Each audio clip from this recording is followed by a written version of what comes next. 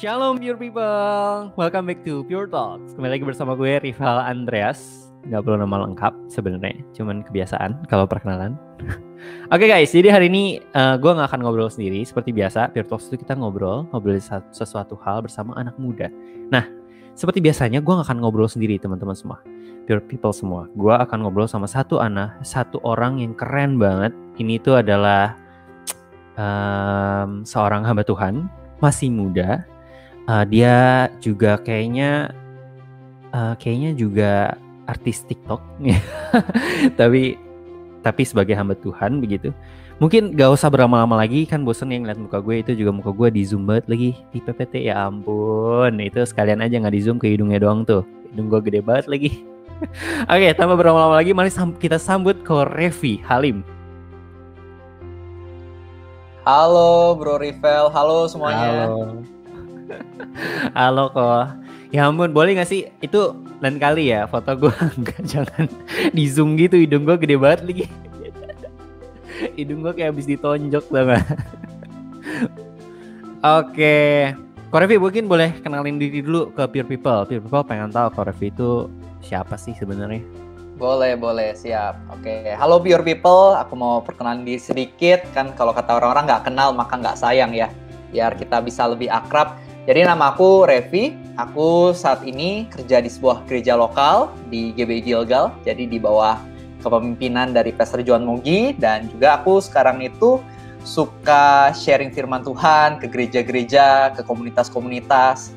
Tapi mungkin di tahun ini karena lagi ada pandemi, jadi lebih seringnya lewat online dulu, dan aku juga suka berbagi firman Tuhan lewat media sosial, kayak Instagram, YouTube, dan juga akhir-akhir ini mulai di TikTok ya. Cuman di TikTok aku bukan joget-joget gitu ya, aku biasa sharing firman Tuhan aja buat memberkati teman-teman semua. Mungkin itu sedikit pengenalan dari gua. Oke. Ya mungkin Pure People juga sering lihat kali Ko Revi kalau misalnya ada di TikTok gitu, ada di FYP kalian kali. Mungkin ya kalau kalian FYP-nya tentang Kristus. Gaya tentang Kristus. Nah, sebelum kita ngobrol lebih lanjut, jadi hari ini kita bakal ngobrolin soal sebagai pekerja Kristus atau God's College, life as God's College. Jadi hidup sebagai pekerja Kristus. Nah, kita akan ngobrol-ngobrol banyak sama Ko Revi nih hari ini. Tapi hari ini seperti tadi juga sudah di briefing ya. Sudah di briefing, kita akan main dulu sedikit. Akan ada beberapa pertanyaan singkat yang mungkin Ko Revi bisa cerita juga dari situ tentang apa? Never have I ever. Oke. Nah, pertama, pernah gak sih Ko Revi jadi worship leader? Jujur aja nggak pernah sih, soalnya suara gue parah banget bro, bener-bener serius. males Contohin banget. Kali. Wah, Contohin kali. jangan nggak bisa. Gue kasih sedikit cerita aja. Dulu gue pernah bikin video kan, gue biasa suka sharing firman Tuhan di YouTube. Abis itu gue ada nyanyi tuh, gue lagi bahas tentang hati kan. Jadi gue ada sempet nyanyi tentang yang selidikilah hatiku Tuhan ya, selidikilah aku lihat hatiku, apakah aku sungguh mengasihimu Yesus kan. Pas gue nyanyi fals banget, sampai setelah gue upload tiba-tiba nyokap gue masuk kamar, dia bilang, Revi ini fals banget kayak mama gue gitu. Jadi benar parah deh suara gue. Jangan nggak bisa kelelep semua. Oke, kedua. Pernah nggak jadi panitia Natal di gereja kok? Oke, sebenarnya sih gue kan kerja di gereja ya, staf gereja. Jadi secara nggak langsung pasti ada keterlibatan lah ya di bikin acara termasuk Natal gereja. Tapi kalau misalnya jadi kayak semacam pemimpinnya atau mungkin koordinatornya belum pernah sih. Tapi mungkin ya ikut bantu-bantu aja. Jadi kayak bagian kecil lah dari acara Natal gerejanya mungkin kalau gue. Tapi dulu waktu masih ikut youth gitu pernah jadi panitia Natal nggak kok? Nah, kalau itu nggak pernah, soalnya gue itu kan bertobatnya mulai kuliah kan, dan itu di luar negeri, jadi nggak ada yang gereja youth gitu, gue nggak ada ikut komunitas youth dulu. Iya benar. Oke, yang ketiga. Koko pernah ikut anggota komunitas Kristen nggak sih di kampus waktu dulu kampus masih? Oke, nah gue kan dulu kuliahnya pas di luar dulu, itu nggak ada komunitas Kristen kampusnya. Mungkin ada sih, tapi bule-bule mungkin ya. Jadi yang gue lakuin waktu itu gue bikin komunitas sendiri khusus buat orang-orang Indonesianya. Ya, jadi di sana selama berapa tahun ya anggapannya gue mimpin di sana, sharing firman Tuhan. Ya mungkin Tuhan melatih gue juga lewat komunitas kecil yang gue buat di sana sih kayaknya. Oke, udah gimmicknya cuma gitu doang sih kok. Menarik ya? Menarik dong. Kan jadi makin kenal kan, jadi makin kenal. Iya. Oke, kok kan tadi Koko bilang kan, Koko cerita juga di pertanyaan terakhir buat komunitas Kristen sendiri waktu di Amerika waktu itu kan, bareng-bareng orang-orang Indonesia, itu orang-orang Kristen ya, kayaknya ya, orang Kristen ya kok ya. Nah, mayoritas Kristen, tapi ya kalau agama lain mau ikut, kita welcome banget juga. Iya. Oke. Nah, sebenarnya kok hal apa sih yang ngebuat Koko tuh terdorong gitu untuk membuat hal-hal semacam itu? Maksudnya kan kayak gini loh, kayak ya Koko welcome dengan semua orang apapun gitu, yang which is bisa siapapun datang dan bisa aja orang itu jadi nggak seneng gitu dengan keberadaan Koko. Hal apa yang ngebuat Koko tuh terdorong untuk ngelakuin hal itu? Terdorong buat melayani Tuhan secara keseluruhan ya berarti ya, kurang lebih gitu ya. Ceritanya sebenarnya lumayan menarik sih. Ini sekaligus juga kisah gimana gue bisa bertobat kenal Tuhan ya. Jadi sebenarnya dulu itu pas zaman sekolah, gue bukan anak yang baik-baik, bukan anak yang suka gereja gitu sebenarnya. Gue lebih termasuk yang bandel, nakal gitu lah ya. Anggapannya suka nonton hal gak bener di internet. Kalau ngomong juga kasar kan. Satu kalimat bisa ada 3 kata kasar. Ada awal, pertengahan, akhir. Pokoknya mulutnya jahat lah gitu kan. Suka benci orang, dendam gitu kan. Suka bully-bully juga ya anggapannya dulu kan zaman sekolah. Nah jadi ya kurang baik juga kan sebenarnya. Nah tapi di masa akhir SMA gue itu gue punya beberapa masalah di dalam hidup. Sebenarnya sih nggak gede-gede amat, tapi ya biasalah kalau ada masalah kan jadi khawatir juga kan hati ini. Yeah. Jadi gue cari-cari harapan waktu itu. Gue nonton video para motivator dan gue ketemu motivator yang unik banget, namanya Nick Vujicic. Itu yang nggak punya tangan, nggak punya kaki. Jadi pas gue nonton, wih keren banget ya nih orang, kok nggak punya tangan, nggak punya kaki, tapi bisa motivasi orang-orang yang punya tangan dan punya kaki. Jadi gue nonton video-videonya, terus gue denger interviewnya, si Nick ini cerita, kalau dulu pas di sekolah, dia suka dibully sama orang-orang kan, Nick kamu nggak punya tangan, nggak punya kaki, mau kerja apa nanti? Kamu cuma berbeban buat keluarga. Nick kamu nggak punya tangan, nggak punya kaki, mana mungkin ada wanita yang mau nikah sama kamu? Bahkan kalau misalnya kamu punya anak, kamu nggak punya tangan, nggak punya kaki, gimana cara melindungi anak kamu gitu? Jadi karena perkataan-perkataan negatif ini, Nick jadi sangat takut di dalam hidupnya, nggak punya pengharapan dia. Bahkan dia berkepikiran buat bunuh diri katanya, sekitar umur 9 atau 10 tahun. Tapi ya puji Tuhan dia nggak jadi bunuh diri, tapi tetap sama nggak punya harapan. Sampai suatu ketika, dia buka Alkitab dia, dan dia baca di Yohanes 9, waktu itu Tuhan Yesus sedang berjalan melewati sebuah kota bersama murid-muridnya, dan mereka ketemu orang yang terlahir buta. Habis itu murid-muridnya pada nanya, guru kenapa dia terlahir buta? Apakah dosanya atau dosa orang tuanya? Dan Tuhan Yesus bilang, dia terlahir buta bukan karena dosa orang tuanya ataupun dosanya, melainkan dia terlahir buta agar kemuliaan Tuhan dapat dinyatakan melaluinya. Habis itu Tuhan melakukan mukjizat, orang buta itu sembuh dan semua orang memuliakan nama Tuhan. Ketika Nick membaca itu, harapan masuk ke dalam dirinya. Dia pikir, kalau misalnya Tuhan punya rencana di tengah keadaan buta ini, aku percaya Tuhan juga punya rencana dalam kehidupanku. Nah, sejak hari itu tuh, Nick mulai berubah hidupnya. Dia mulai motivasi orang-orang, keadaannya mungkin sama, nggak punya tangan, nggak punya kaki. Tapi dia mulai punya semangat hidup. Jadi dia mulai motivasi hingga akhirnya sekarang dia udah keliling ke puluhan negara, bertemu dengan belasan presiden, motivasi orang-orang gitu. Dan itu semua dimulai karena dia kenal Tuhan Yesus. Nah, itu yang bikin gue tertarik banget. Kok bisa seperti itu ya? Jadi gue mulai cari tahu tentang Tuhan Yesus. Gue mulai nonton khotbah-khotbahnya. Dan gue suka share ke teman sebangku gue di sekolah dulu tuh anak terbandelnya, anggapannya isep aneh-aneh, tempat aneh-aneh, dia big boss-nya lah pokoknya, udah paling bandel lah. Dan dia duduknya sebelah gue, teman dekat gue juga. Jadi kalau ada pelajaran bagus, gue suka bagiin ke dia. Nah, singkat cerita, pelajaran agama di sekolah gue itu, ujian terakhirnya disuruh bikin liturgi ibadah. Jadi kita disuruh bikin ibadah, satu kelompok 10 orang, tiap orang punya perannya masing-masing. Ada yang jadi pendoanya, ada yang jadi worship leader, ada yang jadi pengkhotbah, gitu-gitulah macam-macam perannya. Nah karena gue akhir-akhir itu suka dengerin si Nick ini, gue pikir, kayaknya khotbah seru juga nih, gue pengen coba gitu, pengen coba doang, iseng gitu kan. Tapi habis itu teman-teman sekelompok gua yang cewek-cewek pada bilang, wah ada khotbah nih cocok, Randy aja, Randy. Jadi ada teman gua namanya Randy, nama gua Revi ya, bukan Randy. Ada teman gua namanya Randy, dia anak baik-baik banget, anak sekolah yang rajin, anak gereja gitu kan. Pada bilang Randy aja yang khotbah. Dalam hati gua pikir benar juga ya. Gue siapa? Gue bukan anak gereja segala macam, mending Randy aja, dia kan anak baik-baik, sedangkan gue kan masih kurang beres lah gitu. Tapi habis itu guru agama gue bilang, ini perannya nggak bisa pilih sendiri, harus diundi katanya. Nah, pas guru agama gue bilang gitu, teman sebangku gue tiba-tiba bernubuat dia bilang, wah diundi bro, feeling gue kalau lu yang dapet nih peran khotbah, itu panggilan lu bro. Tiba-tiba dia ngomong kayak gitu. Padahal gue nggak ngomong apa-apa kan.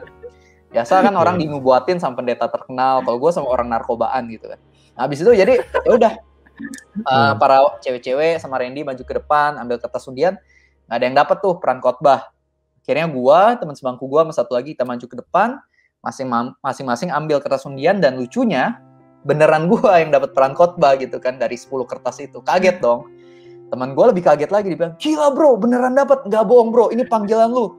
Lu tuh udah kayak Naruto, gue Sasuke, balikin gue Konoha suatu hari nanti. Dia bilang kayak gitu. Jadi ya, singkat cerita pas gue pulang, gue memutuskan buat berdoa lah. Gue lipat tangan, gue tutup mata, gue nanya, Tuhan ini kebetulan atau gimana nih ceritanya gitu kan. Tapi habis itu sesuatu yang lucu terjadi. Tiba-tiba gue nangisnya nggak satu tetes cantik kayak drama Korea gitu, nangisnya lumayan luber gitu kan. Nah gue bingung, gue kan bukan anak gereja, jadi gue nggak pernah tuh muji Tuhan, doa nangis nggak pernah. Gue bingung kenapa gue nangis gitu kan. Jadi ya udah gue doa aja sama Tuhan kalau ada rencana Tuhan ya udahlah, biar kehendak Tuhan yang jadi. Singkat cerita, gue ya udah ambil nilai kan, waktu itu ambil nilai, dan beberapa bulan kemudian lanjut kuliah ke Amerika. Dan teman-teman gue udah bilang tuh, wah fix tuh ke Amerika, fix hidup lu makin rusak, kata teman-teman gue. Dan lucunya, hari Minggu pertama gue ke gereja, dan di sana pengkhotbahnya namanya Francis Chan, pendeta yang cukup terkenal juga. Dan ketika dia ngomongin tentang bagaimana Tuhan Yesus mati di atas kayu salib buat menebus dosa kita, karena dia sayang banget sama kita, gue merasa itu kayak bukan sekedar informasi doang yang dia kasih, tapi dia kayak beneran percaya Tuhan Yesus yang udah nyelamatin dan ubah hidup dia. Dan itu bikin gue penasaran banget gitu kan. Semakin penasaran siapa sih Tuhan Yesus.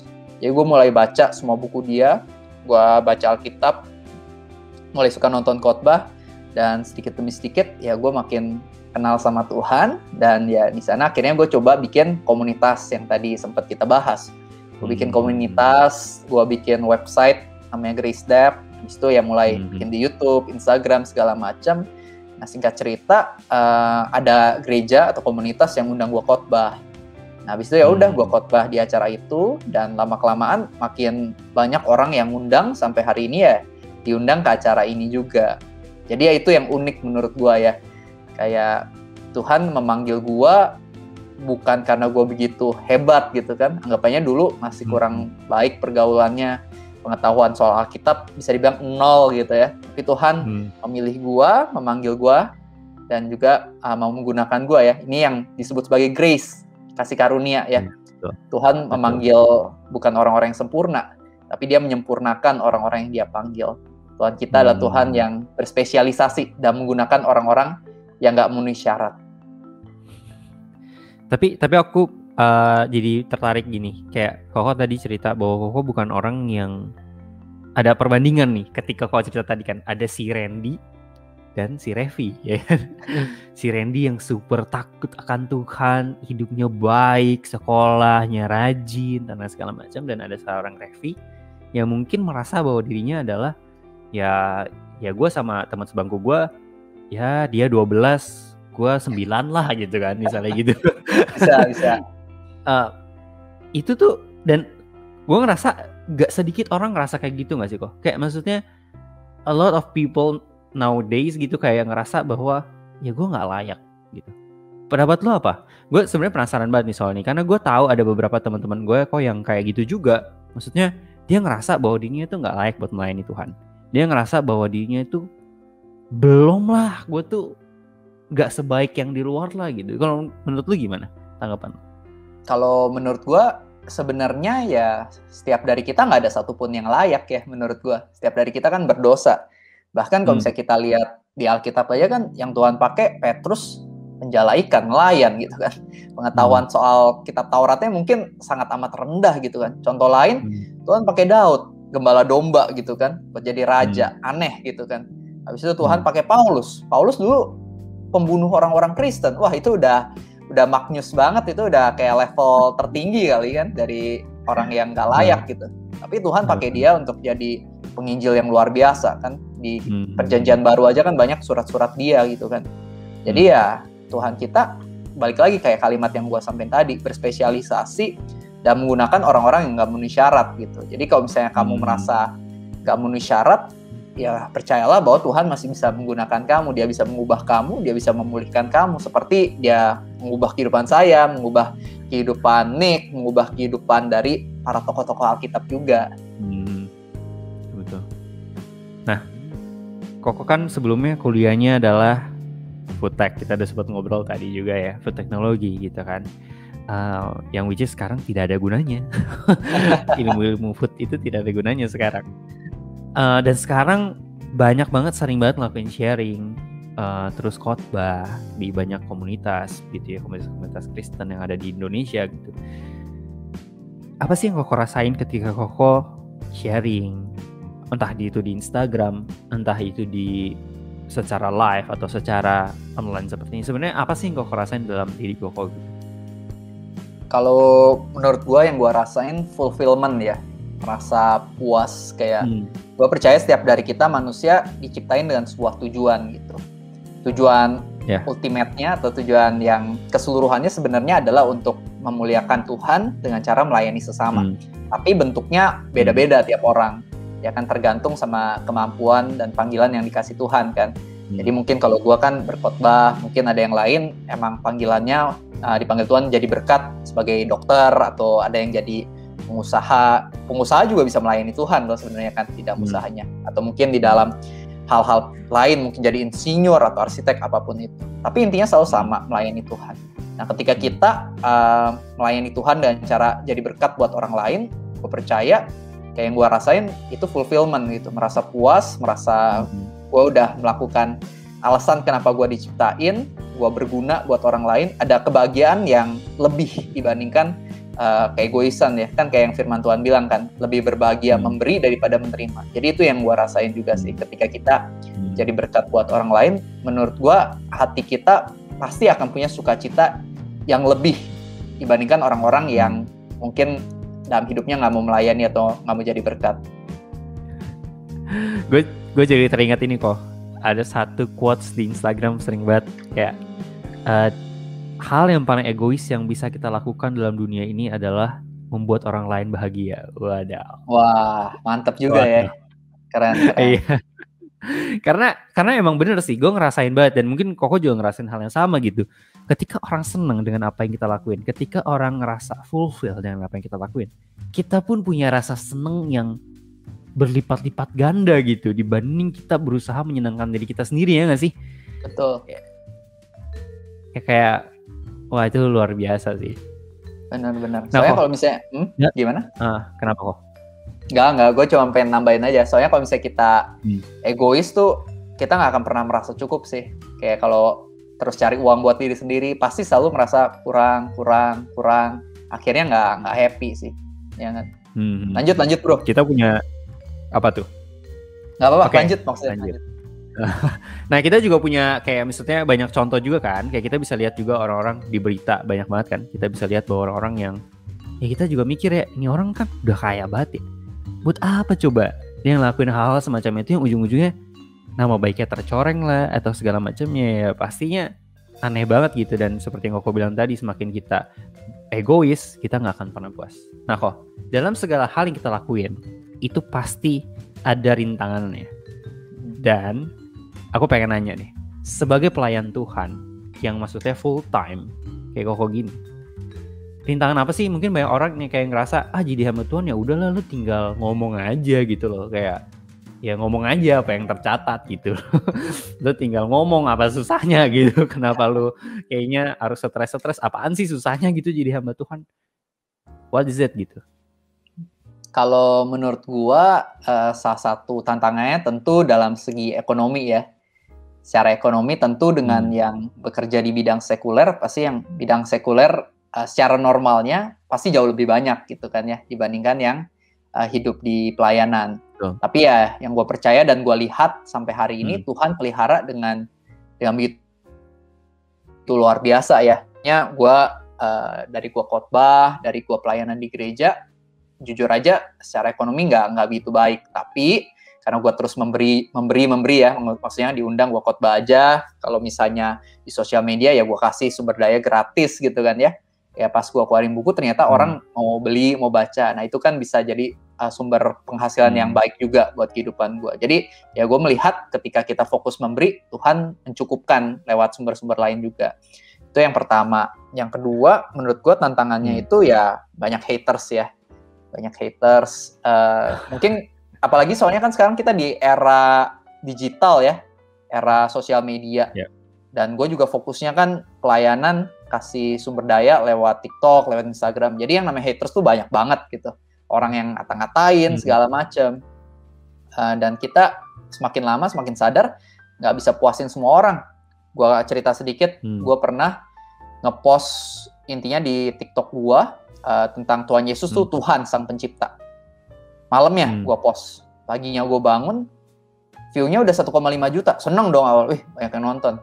Tapi pas gue baca komennya, puluhan ribu ternyata komen dari kepercayaan lain gitu kan, pada ngata-ngatain gue sama ngata-ngatain Tuhan Yesus gitu kan. Jujur nggak enak lah ya, pas banyak haters kayak gini, agak down. Gue cerita ke mentor gue, akhirnya gue didoain sama mentor gue kan, terus dikasih ayat Alkitab gitu. Tapi ya itu di sana gue belajar nggak bisa muasin semua orang. Nah bahkan ada banyak hamba Tuhan lain juga yang mungkin nggak sependapat sama firman yang gue sampein, dia bikin konten khusus buat menghakimi gue, buat nyindir-nyindir gue, dan di postingan dia pun di kolom komennya ternyata banyak orang-orang Kristen yang ngata-ngatain gitu. Orang-orang Kristen, aku juga bingung sih, orang Kristen tapi ngomongnya kasar gitu, malah ngatain belajar Alkitab lagi sono, dasar kumis, bocah kumis ikan lele gitu. Saya masih ingat tuh komennya.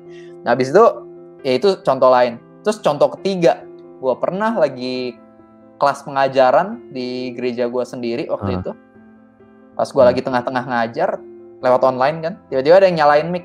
Terus tiba-tiba dia bilang, pengajar hari ini jelek, bagusan pengajar minggu lalu. Katanya kalau kamu ngomong cepet kayak gitu, saya nggak bisa ngerti. Kayak gitu, kaget dong. Tapi ya di sana gue belajar, maksudnya secara kita nggak bisa puasin semua orang di dunia, karena akan ada yang kepercayaannya beda. Kita nggak bisa puasin semua orang yang agamanya Kristen. Tapi kita juga nggak bisa puasin semua orang yang di gereja kita gitu. Jadi haters akan selalu ada sih. Kayaknya ini bukan tantangan cuma hamba Tuhan deh. Kayaknya semua orang deh. Apapun pekerjaannya ya. Pasti haters ada. Ya. Kuncinya cuma satu, teman-teman. Hidup kita bagaikan perahu. Perahu nggak tenggelam gara-gara ada air di sekelilingnya.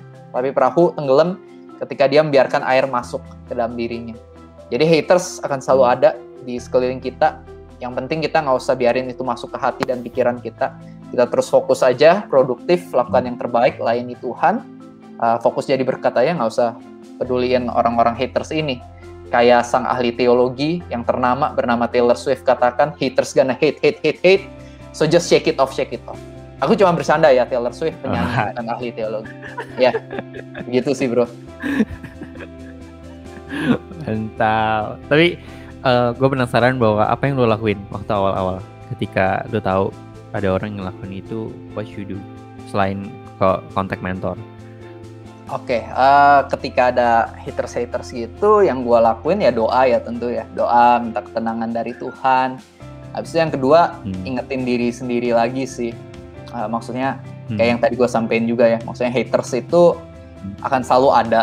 Dan lebih baik nggak usah fokus sama mereka, ya kan, kayak video YouTube yang maksudnya bagus banget gitu kan, views-nya jutaan, mungkin likes-nya ada 10.000, tapi akan selalu ada dislikes, mungkin ada dislikes-nya 800 gitu kan. Jadi ya intinya terus fokus saja, haters never win and winners never hate. Jadi kita lakuin yang terbaik aja. Kalau ada orang yang mau hina-hina kita, ya bodo amat. Biasanya orang-orang yang hina-hina kita biasa tuh orang-orang yang waktunya saking banyaknya gara-gara mungkin pengangguran gitu kan. Tapi orang-orang yang benar-benar membuat sesuatu dalam hidupnya, pasti aku yakin gak ada waktu lah buat ngecek-ngecek orang lain. Harusnya ya. Dan sayangnya banyak yang kebanyakan waktu kayaknya. Ya, Benar-benar. Nah, tapi kan gini, kalau kita lihat bahwa berarti emang nggak mudah ya, maksudnya untuk melayani Tuhan nggak mudah, dan aku tahu itu gitu, dan aku bisa lihat banyak juga hamba Tuhan gitu ya, hidupnya nggak mudah, apalagi mereka misionaris mungkin gitu ya, apalagi misionaris gitu kan, dia sebagai hamba Tuhan di gereja aja hidupnya nggak mudah gitu. Aku bisa lihat ada beberapa hamba Tuhan yang mungkin secara ekonomi sulit, atau mungkin dia ada panggilan untuk menjadi hamba Tuhan, tapi kadang-kadang kalau khotbah orang ngerasa kayak gila boring banget nih kalau pengkhotbah yang ini, akhirnya dinyinyirin gitu kan, diledek-ledekin, dibercanda-bercandain. It's hard, it's tough gitu. Tapi dengan toughnya itu, dengan kesulitan itu, sebenarnya hal apa sih yang menjadi alasan Koko untuk tetap bertahan gitu, untuk melakukan segala sesuatu pelayanan ini gitu loh, yang which is kalau misalnya dia punya dasar itu, mungkin Koko udah demot duluan gitu. Koko udah kayak udahlah, kan gua korporat aja lah gitu. Kan. Menurut gue satu hal sih, yaitu semakin kita kenal kasih Tuhan, semakin kita bisa melayani Tuhan dengan baik juga ya. Jadi semakin kita tahu seberapa besar pengorbanan Tuhan Yesus yang udah dia kasih di atas kayu salib itu, semakin kita juga bisa setia sama dia. Jadi ini balik lagi ke kesadaran sih, kesadaran akan kasih Tuhan. Bukan karena kehebatan atau kedisiplinan pribadi ya, bukan karena kekuatan pribadi. Tapi sepenuhnya menurut aku kasih karunia Tuhan yang memampukan kita, memampukan setiap pelayan Tuhan. Dan aku sih biasa setiap kali ada masalah, ada tantangan, aku selalu lihat Alkitab ya. Aku lihat kan, maksudnya seperti Petrus, Paulus kan mereka masuk penjara, sampai dipukulin, hampir mati, bahkan akhirnya mati gitu kan, karena Injil ini, karena firman Tuhan. Jadi aku selalu ngomong sama diri aku, ya udahlah, gue belum mati gitu kan, belum dipukulin, baru cuman dikasih hate comment ya udahlah gitu kan. Cuman ada orang yang nggak suka doang, ya udahlah, nggak apa-apa kan, masih belum separah mereka gitu. Jadi itu salah satu yang gue lakuin ya. Ya intinya sih doa sih, minta Tuhan buat ngetin kita. Ya, gue percaya kekuatannya bukan di dalam diri kita sih, kekuatannya sebenarnya di dalam kesadaran akan kasih Tuhan. Makanya penting banget baca firman Tuhan sehari-hari. Soalnya semakin banyak kita baca firman Tuhan, semakin kita tahu janji Tuhan, kasih Tuhan, semakin kita ingat hidup kita di bumi ini cuma sementara, paling ya cuma 70 tahun, 80 tahun. Dan setelah itu kan ada kekekalan ya, ada everlasting life. Nah, kita punya pilihan, pengen everlasting life-nya ini sebagai musuh Tuhan atau menjadi sahabat Tuhan gitu kan. Kalau aku sih pengen jadi sahabat Tuhan. Jadi aku juga melakukan apa yang Tuhan mau sebagai ya tanda syukur aku karena Tuhan udah selamatin aku. Tuh. Nah, Pure People, dari tadi kita ngobrol, kita mau kasih Pure People nih, ada satu ayat yang sebenarnya ada ayat yang sebenarnya bisa, siapa tahu bisa jadi penguatan juga buat Pure People untuk ya gue bisa jadi bisa hidup untuk melayani Tuhan nih. Kenapa gue harus nih? Ada satu ayat yang mungkin multimedia boleh tolong coba kasih ya. Nah, dari 1 Korintus 1 ayat 27 sampai 28. Tetapi apa yang bodoh bagi dunia dipilih Allah untuk memalukan orang-orang yang berhikmat, dan apa yang lemah bagi dunia dipilih Tuhan untuk memalukan apa yang kuat, dan apa yang tidak terpandang dan yang hina bagi dunia dipilih Allah, bahkan apa yang tidak berarti dipilih Allah untuk menandakan apa yang berarti. Yang which is yang seperti tadi kita udah obrolin juga, apa yang gua dan Ko Revi udah ngobrolin juga, dan Ko Revi udah bilang begitu ya, Tuhan itu memakai orang-orang yang tidak layak, yang kayak Paulus sih bener-bener lah, dia top markotop lah, itu terbaik lah. Luar biasa lah tuh orang, gila sih. Itu dosanya udah seperti apa tahu, dan dia melayani Tuhan segitu luar biasa, dan dia masih bilang waktu dia bilang, bukannya aku sudah menggapainya, tetapi aku belum begitu ya, aku pun masih berjalan mengejarnya gitu. Dan sedangkan pelayanan dia tuh udah luar biasa banget gitu loh, gila loh tuh orang gitu ya, dan dia masih ngerasa bahwa dirinya belum cukup begitu. Dan itu luar biasa sih, itu luar biasa. Nah, kok ada nggak ada hal apa nggak sih, pesan apa yang sebenarnya Koko pengen sampaikan buat Pure People dari semua obrolan kita? Mungkin ada beberapa Pure People di luar sana yang mungkin ngerasa gue masih nggak cocok nih, gue masih nggak layak nih di hadapan Tuhan. gue masih ngerasa Tuhan masih bisa nggak sih mengasihi gue lagi dengan semua dosa yang gue udah lakuin gitu, masih bisa nggak sih Tuhan pakai gue gitu. Ada pesan nggak sih kok untuk pure people semua yang ada di rumah yang nonton hari ini? Kalau pesan dari gue, sebenarnya apapun masa lalu kita, kesalahan kita, kegagalan kita, Tuhan masih mau mengampuni, Tuhan masih mau menerima kita, Tuhan masih mengasihi kita, dan Tuhan bisa mengubah dan menggunakan kita dengan luar biasa. Kayak seperti contohnya kan tadi Paulus ya, dan juga banyak sekali hamba-hamba Tuhan yang mungkin dulu udah hancur berantakan, tapi bisa dipakai Tuhan oleh dengan gitu luar biasa. Karena kekristenan ini kan sebenarnya tentang grace, tentang kasih karunia kan. Jadi bukan manusia yang hebat. Kekristenan ini menurut gue bukan agama ya, tapi lebih tentang relationship and grace. Soalnya agama itu kan tentang upaya manusianya buat sampai kepada Tuhan. Tapi kekristenan sebenarnya adalah tentang upaya Tuhannya sampai kepada manusia. Tuhannya datang dalam bentuk Tuhan Yesus buat menyelamatkan kita semua dengan cara mati di atas kayu salib gitu. Jadi ya makanya kalau misalnya teman-teman merasa hari ini gagal segala macam, kuncinya cuma satu. Jujur sama Tuhan, sama keadaan kalian gitu. Ceritain pada Tuhan, Tuhan maafin aku karena selama ini aku udah melakukan kesalahan-kesalahan ini. Tuhan tolong ubah aku. Ketika kita mau jujur sama Tuhan dan minta pertolongan Tuhan, Tuhan bakal bantu kita kok. Seperti yang ditulis di 1 Yohanes 1 ayat 9 ya kalau nggak salah kan. Ketika kita mengakui dosa kita, Tuhan kita adalah Tuhan yang setia dan adil, sehingga Dia akan mengampuni semua dosa kita dan menyucikan kita dari segala kejahatan. Jadi kuncinya tuh jujur sama Tuhan, dan Tuhanlah yang akan menolong kita.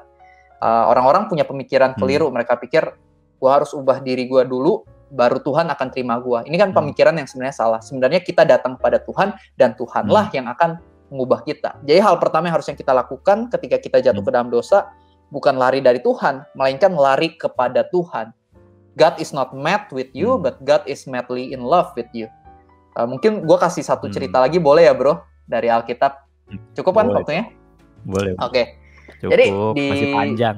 Masih panjang ya? Oke. Di Lukas 15, itu menarik banget. Mungkin teman-teman udah pada tahu ya, waktu itu Tuhan Yesus lagi bergaul sama para pelacur, para pemungut cukai. Jadi orang-orang yang dianggap dosa banget nih ya, pada zaman itu ya.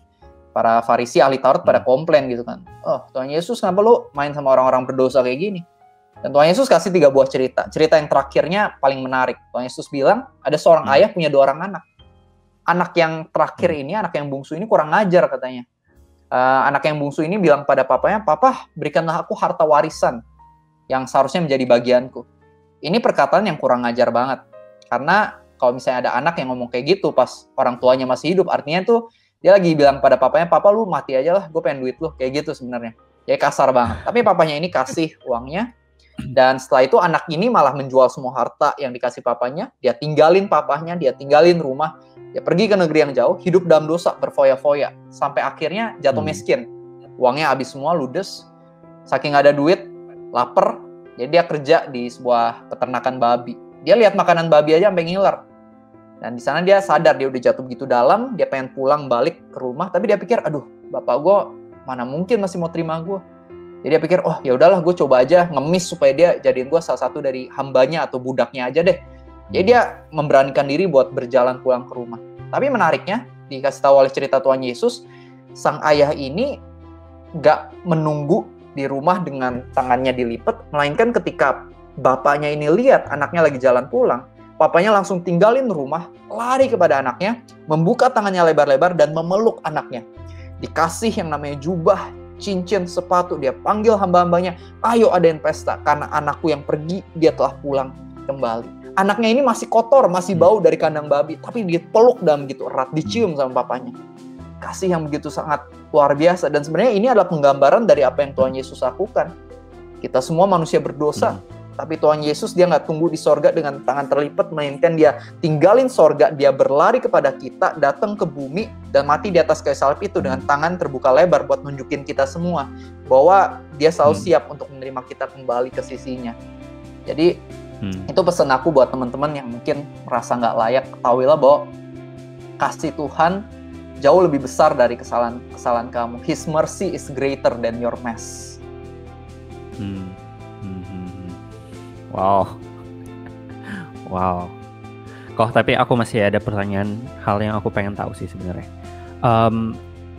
kita kan ada banyak anak-anak yang ngerasa gue nih pengetahuan gue soal firman Tuhan tuh sangat sedikit gitu ya. Pengetahuan gue soal ya misalnya kayak tadi arti dari Bapak berikanlah aku hakku gitu ya, apa yang menjadi hakku gitu. Misalnya dia minta harta warisan yang menjadi haknya. Nah itu kan sebenarnya pada saat itu, mungkin pada saat ini juga ya nggak tahu sih pada saat ini seperti apa ya. Cuma maksudnya pada saat itu diartikan sebagai dia mendoakan bapaknya untuk cepat mati gitu ya. Itu kan nggak semua orang paham itu gitu. Dan akhirnya mereka ngerasa dengan tidak kepahaman itu dia merasa bahwa enggak lah, gue nggak layak gitu untuk melayani Tuhan. Misalnya diminta untuk menjadi seorang pemimpin di KTB atau apapun segala macam. Menurut lu gimana kok? Kayak ketika orang ngerasa seperti itu. Menurut gue ini pertanyaan yang bagus banget dan sangat menarik. Jadi yang pertama ya, menurut gue kalau misalnya kita nggak ngerti, harusnya kita bukan nyerah dan berhenti ya. Harusnya kalau misalnya kita nggak ngerti ya kita belajar lebih banyak dong, biar ngerti gitu kan ya. Nah yang kedua, menurut gue kita semua pasti memulai sesuatu dalam keadaan ya kurang jago gitu. Lama-lama baru semakin jago kan. Kayak misalnya pemain basket aja yang mungkin sekarang jago banget lah. Sebut misalnya ya Stephen Curry atau LeBron lah ya yang terkenal jago gitu misalnya. Dulu pas awal mulai pertandingan pertamanya, gue yakin pasti jauh banget nggak sejago sekarang ya kan. Pasti masih lumayan cupu. Tapi ya dia harus memulai pertandingan pertamanya supaya dia bisa naik level. Sama kayak John C. Maxwell, mungkin beberapa dari kita tahu ya, pakar leadership, hamba Tuhan juga. Dia nulis buku tuh 80-an buku. Dia bilang, lu jangan baca 7 buku pertama gue lah. Dia bilang jelek itu. Dia bilang kayak gitu. Dia bilang. Tapi dia harus melewati fase di mana dia nulis buku mungkin kurang baik. Tapi lama-lama kan membaik dan membaik. Sama kalau misalnya kalian mungkin menjadi seorang pemimpin di pelayanan atau pemimpin di pekerjaan juga gitu. Maksudnya akan ada mungkin di awal kurang baik. Tapi lama-lama kan kita belajar. Kita semakin jago. Kayak gue juga. Kalau gue lihat kayak sharing gue yang pertama di YouTube, wah menurut gue lu nggak usah nonton dah, jelek banget menurut gue. Tapi ya lama-lama kan karena gue sering, jadi makin ngerti, makin lancar gitu. Jadi ya gitu sih teman-teman, tetap maju terus, jangan nyerah. Satu lagi, banyak orang Kristen ngerasa, gue nggak tahu ya, cuman gue ngerasa tuh banyak anak-anak Kristen, anak-anak muda gitu ya, kalau udah masuk dalam lingkungan perkuliahan atau lingkungan sekolah, mereka sangat malu. Nggak tahu ya, gue nggak paham kenapa, tapi mereka malu untuk menunjukkan bahwa mereka itu sungguh-sungguh ikut Kristus gitu. Yang maksudnya mereka ngerasa ya udahlah, masa sih gue harus banget gitu, yang kayak ya gue nunjukin banget gue Kristen banget gitu. Menurut kok gimana sih? Kayak ya mungkin gak semua orang dari antara mereka gak ikut Kristus sungguh-sungguh ya. Cuman mungkin mereka ngerasa apakah gue harus banget ya yang kayak ya udah posting tentang Kristus atau gue ngomong soal Kristus gitu di depan orang, ngobrol soal tentang Kristus. Apakah gue harus seperti itu sebagai orang Kristen? Kalau menurut kok gimana? Kalau menurut gue sih biasa kita tuh takut nunjukin kita percaya Tuhan atau pengikut Tuhan gara-gara takut ditolak ya. Mungkin takut ada orang yang ngomong sok suci atau mungkin jadi merasa kita nggak gaul jadi ninggalin kita. Nah sebenarnya kita punya pilihan kan, kayak yang firman Tuhan bilang. Tuhan Yesus bilang, barang siapa nggak mengakui aku di hadapan manusia, maka aku juga tidak akan mengakuinya di hadapan Bapa gitu. Jadi kita punya pilihan, lebih baik ditolak sama manusia atau ditolak sama Tuhan. Kalau aku sih lebih baik ya ditolaknya sama manusia ya, tapi diakui oleh Tuhan gitu. Dan sebenarnya Tuhan tuh sayang banget sama kita. Ini adalah sebuah relationship. Aku kasih perumpamaan kayak gini. Misalnya ya, Bro Rivel punya pacar gitu ya, anggapnya punya cewek misalnya. Habis itu pas lagi jalan bareng, ditanya sama temen gitu kan, Rivel itu siapa di sebelah lu? Terus Bro Rivel bilang, temen doang. Marah nggak ceweknya? Marah kan, pasti kan kayak, lu kenapa bilang gue cuma temen lu gitu kan. Nah menurut gue ya sebenarnya sama aja sih sama Tuhan. Maksudnya kalau misalnya Tuhan ya adalah Tuhan kita, apalagi dia juru selamat kita gitu kan, dia Tuhan kita, juru selamat kita, ya kita akui dia dong. Masa kita kayak menyembunyikan status hubungan kita sama dia ya? Menurut gue harusnya ya kita akui dong, dan harusnya bangga. Bayangin ya kalau misalnya gua atau kita ya, gua sama lu misalnya, kita punya hubungan sama Pak Presiden misalnya, atau mungkin artis Korea yang ternama, kita punya hubungan, misalnya kita adeknya gitu kan bangga dong, ya kan, gue saudaraan loh gitu, atau gue kenal gitu, pasti bangga. Nah ini raja di atas segala raja, Tuhan gitu kan, dia sayang sama kita, dia mau punya hubungan sama kita, masa kita malu sih? Menurut gue sih gitu sih. Jadi punya pilihan lah kita, lebih pengennya ditolak sama manusia atau ditolak sama Tuhan. Gue sih pengen, kalau gue sih gue bangga sama Tuhan gue yang udah nyelamatin gue, makanya gue suka berbagi ke orang-orang, gue ceritain ke orang-orang, dan kebenarnya Tuhan yang punya hubungan sama gue juga pengen punya hubungan sama setiap dari mereka gitu, yang mungkin sama ini nolak Tuhan juga sayang sama mereka. Jadi harapan gue dengan gue mengakui Tuhan gue dan juga menunjukkan karakter Kristus, itu bisa membuat mereka tertarik sama Tuhan yang udah mengubah dan menyelamatkan gue ini gitu. Sorry kok, aku punya last satu lagi. Aku berpikir bahwa terkadang salah satu hal yang mungkin ngebuat kita jadi tidak menggebu-gebu untuk memperlihatkan bahwa kekristenan kita itu adalah salah satunya we don't know why we believe. Kita nggak tahu kenapa kita percaya. Nah, hal yang aku pengen tanya ke Koko adalah, kan Koko tadi cerita bahwa ketika waktu masih sekolah itu adalah masa-masa di mana ya Koko sebenarnya ya gue sekolah Kristen tapi gue nggak benar-benar hidup di dalam itu gitu.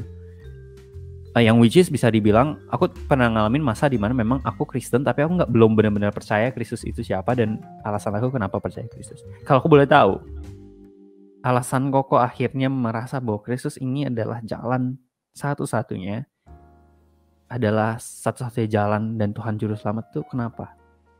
Wah, ini pertanyaan bagus banget sih, menarik banget ya. Menurut gue sih kalau misalnya ada yang kita juga nggak tahu kenapa kita percaya, menurut gue cari tahu. Karena ya kita harus punya dasar juga. Kalau misalnya dasarnya nggak jelas, nggak ada, cuman karena orang tua gue KTP-nya Kristen, ya udahlah gue Kristen juga, sangat mudah goyah gitu ya. Tapi ketika kita tahu apa alasannya akan lebih kuat. Nah kalau gue, jadi setelah gue awal tuh sebenarnya anggapannya gue tuh nggak tahu the facts-nya lah, anggapannya gue nggak tahu fakta-faktanya. Yang gue tahu cuman gue lihat ada orang-orang yang hidupnya berubah dengan drastis, dari nggak punya harapan jadi punya pengharapan gara-gara kenal Tuhan Yesus. Itu yang bikin gue tertarik kan di awal. Tapi ya setelah gue kenal, setelah gue mulai baca Alkitab segala macem, gue mencari tahu banyak banget. Kenapa Tuhan Yesus? Kenapa bukan yang lain? Nah salah satu hal yang gue temuin adalah seperti ini. Sebenarnya hancurin kekristenan tuh gampang banget menurut gue, bro. Lu tinggal tunjukin mayat Yesus aja, udah kelar gitu kan. Soalnya kan Tuhan Yesus bilang dia bangkit dari kubur gitu kan. Dan dia bukan sekedar ngomong yang bangkit rohnya. Roh dan tubuh dia bangkit gitu kan. Jadi gampang banget kalau misalnya ada orang nunjukin mayat Tuhan Yesus, kelar gitu kan kekristenan. Tapi hingga hari ini mayatnya nggak pernah ditemuin. Orang cuma berteori doang. Ya kan ada yang teori Tuhan Yesus ternyata nggak mati gitu kan, di tengah keadaan sekarat dia bangun lagi, habis itu dia keluar gitu kan, dia mendorong batu yang begitu besar. Cuman nggak masuk logika gitu, udah disalib dan begitu luar biasa berdarah-darah masih bisa berdiri dorong batu yang berat banget kan, itu nggak masuk logika. Satu, nggak bisa. Kedua, teori orang lain, murid-muridnya nyolong mayatnya katanya. Ya gini aja, anggapannya bodoh banget kan. Misalnya Bro Rivel bilang, gua Tuhan lo Rev,